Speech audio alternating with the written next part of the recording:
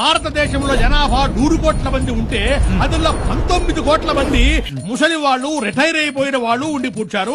వాళ్ళ వల్ల దేశానికి ఎటువంటి ఉపయోగం లేదు. పోనా మిగిలింది 81 కోట్ల మంది.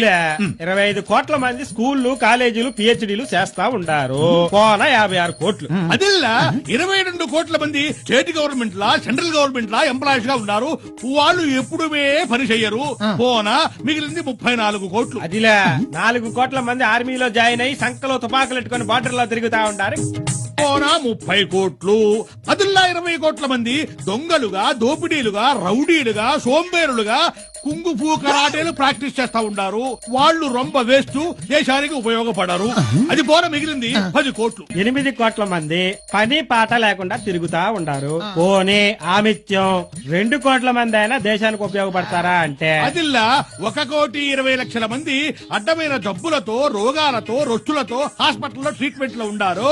ఇక మిగిలింది మిచ్చం 80 లక్షల మంది. ఇండియన్ స్టాటిస్టిక్స్ ప్రకారం 79,99,995 మంది రకరకాల నేరాలు చేసి జైల్లో ఇరుక్కున్నారా. ఇక మిగిలింది 5 మంది.